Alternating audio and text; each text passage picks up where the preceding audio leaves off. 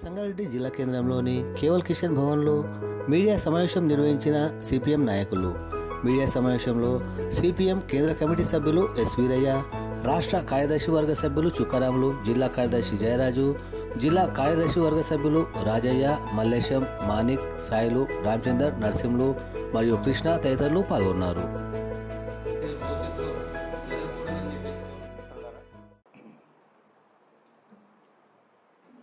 దేశంలో రాష్ట్రంలో చాలా సీరియస్ పరిణామాలు చూస్తున్నాం మనం. జాతీయ స్థాయిలో చూసినప్పుడు అంబానీలు, అదానీలు వాళ్ళ ప్రయోజనాలను కాపాడడం కోసం మోడీ ప్రభుత్వం బరి తెగించి ఏం చేయడానికైనా సిద్ధపడుతోంది.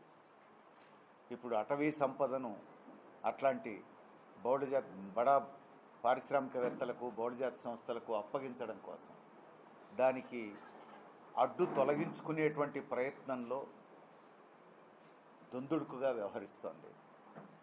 ఇప్పుడు ఆపరేషన్ కగార్ అందులో భాగమే. అక్కడ ఉన్నటువంటి అటవీ ప్రాంతంలో ఉన్నటువంటి అటవీ సంపద, ఖనిజ సంపద పెద్ద పెద్ద పెట్టుబడిదారులకు అప్పజెప్పాలంటే ముందు అక్కడ మావోయిస్టులను ఏరేయాలి. దానికంటే మించి ఆదివాసీలను చెదరగొట్టాలి అక్కడి నుంచి. ఇగో ఈ లక్ష్యంతోనే మోడీ ప్రభుత్వం ఈ పని పూనుకుంటోంది. ఇది అత్యంత అప్రజాస్వామికం, రాజ్యాంగ విరుద్ధం. మావోయిస్టుల సమస్య రాజకీయ సమస్య. రాజకీయ సమస్యను చర్చల ద్వారా పరిష్కారం చేసుకోవచ్చు, ప్రజల్లోకి పోవడం ద్వారా పరిష్కారం చేసుకోవచ్చు. అంతే తప్ప ఈ రూపంలో ఏరివేస్తాం, 2026 మార్చి 31 లోపు ఏరివేస్తాం, ఇది అత్యంత ప్రమాదకరమైనటువంటి ఒక నయా ఫాసిస్టు లక్షణం. దీన్ని సిపిఐఎం తీవ్రంగా ఖండిస్తున్నది. మావోయిస్టులను చంపుతున్నారు. మావోయిస్టుల పేరు మీద పెద్ద ఎత్తున ఆదివాసీలను చంపేస్తున్నారు. ఇది చాలా దుర్మార్గమైనటువంటి చర్య. దీన్ని ఆపాలని డిమాండ్ చేస్తున్నాం. ఇది రాష్ట్రంలోకి వచ్చినప్పుడు రాష్ట్రంలో ఒక విచిత్రమైనటువంటి రాజకీయ పరిస్థితి చూస్తున్నాం మనం. కొద్ది రోజులు చర్చ అంతా కాళేశ్వరం చుట్టూ తిరిగింది. కాళేశ్వరం శీర్క వాసిందా లేదా, అది పేలిందా పేలలేదా, దానికి ఎవరు బాధ్యత వహించాలి, చర్చ అంతా వీటి చుట్టూ తిరిగింది. అటు అధికారంలో ఉన్న కాంగ్రెస్, ప్రతిపక్షంలో ఉన్న బీఆర్ఎస్, బీజేపీ, వీళ్ళ ముగ్గురి మధ్య ఇదే చర్చ. విచారణ ఒకటి జరుగుతూ ఉంది. విచారణ జరిగినప్పుడు విచారణను ఎఫెక్టివ్గా జరపండి, బాధ్యులను తేల్చండి, చట్ట ప్రకారం చర్యలు తీసుకోండి. పొద్దాక దాని చుట్టే చర్చ ఎందుకు తిరగాలి? ఇప్పుడు కొద్ది రోజులు అది అయిన తర్వాత ఇక మళ్ళీ రెండో సీజన్ మొదలుపెట్టారు. ఇప్పుడు కేటీఆర్ను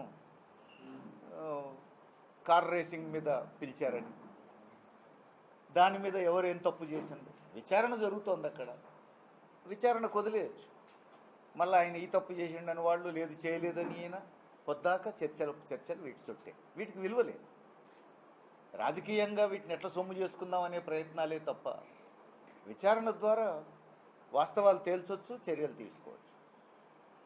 వీళ్ళు ఈ రూపంలో అనవసరమైనటువంటి చర్చలు పెట్టడం ద్వారా జరుగుతుంది ఏంటంటే ప్రజల సమస్యలను డైవర్ట్ చేస్తున్నారు. ప్రభుత్వం తాను చేయాల్సిన పని చేయకుండా ఈ చర్చల్ని ప్రోత్సహిస్తుంది. ప్రతిపక్షాలు కూడా ప్రభుత్వం చేయాల్సిన పని చేయాలని డిమాండ్ చేయకుండా వాళ్ళు కూడా రంజుగా ఈ చర్చల్లో భాగం అవుతున్నారు. అటు బీఆర్ఎస్ కానీ బీజేపీ కానీ. ప్రధానమైనటువంటి ఉత్పత్తి చేస్తున్నటువంటి, శ్రమ చేస్తున్నటువంటి కార్మికులు, వ్యవసాయ కూలీలు, పేద రైతులు, వీళ్ళ సమస్యల్ని పట్టించుకోకుండా ఆ సమస్యల నుంచి ప్రజల దృష్టిని మళ్లించడం కోసమే కాసేపు కాళేశ్వరం చుట్టూ, కాసేపు కార్ రేసింగ్ చుట్టూ, ఇది అయిపోతే ఈ సీజన్ అయిపోతే మళ్ళీ ఇంకేదో పట్టుకుంటారు. ఇలాంటి నాటకాలు ఆపండి అని సిపిఎం డిమాండ్ చేస్తుంది. ప్రజా సమస్యల మీద చర్చ జరగాలి. ఆ సమస్యలను పరిష్కరించేందుకు ప్రభుత్వం ఏం చెప్తుందో స్పష్టంగా ముఖ్యమంత్రి ప్రజల ముందుకు రావాలి అని చెప్పేసి మేము డిమాండ్ చేస్తున్నాం.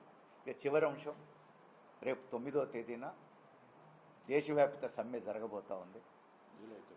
జూలై 9వ తేదీన దేశవ్యాప్త సమ్మె జరగబోతూ ఉంది. దీనికి వ్యవసాయ కూలీలు, రైతులు కూడా సంఘీభావంగా రంగంలోకి దిగుతున్నారు. ప్రభుత్వం, మోడీ ప్రభుత్వం కార్మిక చట్టాలను తుంగలో దొక్కింది. ఒక్క కలం పోటుతో వాటిని రద్దు చేసింది. 150 సంవత్సరాలు కార్మికులు పోరాడి సాధించుకున్న చట్టాలను రద్దు చేసింది. రద్దు చేసి కోరలు పీకేసి 4 లేబర్ కోడ్స్ అనే పేరుతో కోరలు లేనటువంటి కోడ్స్ని తయారు చేసింది. వాటిని అమలు జరుపుతానంటోంది. దానివల్ల కార్మికులు 150 ఏళ్ళు కొట్లాడి సాధించుకున్న హక్కులు పోతున్నాయి. వీటికి వ్యతిరేకంగా జూలై 9న దేశవ్యాప్త సమ్మె జరగబోతూ ఉంది. కార్మికులంతా ఈ సమ్మెకు సన్నద్ధం కావాలని కూడా సిపిఎం పిలుపునిస్తోంది. కార్మిక సంఘాలు ఇచ్చినటువంటి అన్ని కార్మిక సంఘాలు జాయింట్గా ఇచ్చిన పిలుపు ఇది. ఆ పోరాటానికి సిపిఎం పూర్తి సంఘీభావం తెలియజేస్తాం. లక్షల రూపాయలు వాళ్ళకి మిగిలేటి, కానీ వాళ్ళు డబ్బులు కట్టారు, ఇప్పటిదాకా వాళ్ళకి ఇల్లు ఇవ్వలేదు. అవి కూడా పాడుగోడల్లానే ఉన్నాయి. కాబట్టి కొత్తగా వచ్చిన గవర్నమెంట్ వాటి మీద ప్రత్యేకమైన దృష్టి పెట్టి రాజీవ్ గురుకుల ఇళ్లను తక్షణమే నిర్మాణం చేపట్టి వాటిని పేదలకు పంపిణీ చేయాలని చెప్పేసి మేము విజ్ఞప్తి చేస్తాము. అంతేకాకుండా ఈరోజు జిల్లా వ్యాప్తంగా అనేక చోట్ల అనేక గ్రామాల్లో రోడ్లు మొత్తం కూడా చాలా అధ్వానంగా ఉన్నాయి, గుంతలు మాయమైపోయి ఉన్నాయి. మండల కేంద్రాలకు జిల్లా కేంద్రానికి కూడా రావడానికి ఇబ్బంది పడుతూ ఉన్నారు. కాబట్టి పాడైపోయిన రోడ్లు ఏవైతున్నాయో వాటిని తక్షణమే బాగు చేసే విధంగా దానికి నిధులు కేటాయించి ఇవ్వాలని చెప్పేసి మేము సిపిఎం పార్టీ తరఫున కోరుతా ఉన్నాం. అంతేకాకుండా మంచినీళ్ళు చాలా గ్రామాల్లో ఇప్పుడు అందుబాటులో ఉండడం లేదు, దానికి నిధులు కేటాయించడం లేదు కొత్త గవర్నమెంట్. మిషన్ భగీరథ అట్లనే ఉంటా ఉన్నది. అనేక చోట్ల నీళ్లు రాక ఇబ్బందులు పడుతూ ఉన్నారు. ఇప్పుడు మొదలే వర్షాకాలం ప్రారంభమవుతోంది.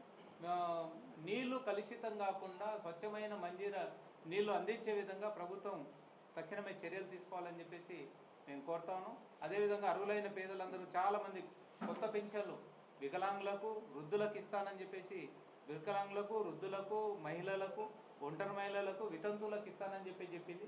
ఎక్కడ కూడా దీనికి సంబంధించిన వెరిఫికేషన్ ఇవ్వడం లేదు. మేము మొన్న ధర్నా చేస్తే కిందికి ఇప్పుడు ఎంపీడీఓలకు మీరు ఏం చేస్తారని చెప్పేసి ఆదేశాలు ఇస్తుంది. సరైనది కాదు. కాబట్టి అక్కడ గ్రామాల్లో ఎవరైతే అర్హులు ఉన్నారో ఆ పేదలందరూ కూడా ఈ పెన్షన్లు ఇవ్వాలని చెప్పేసి కోరుతా ఉన్నాం.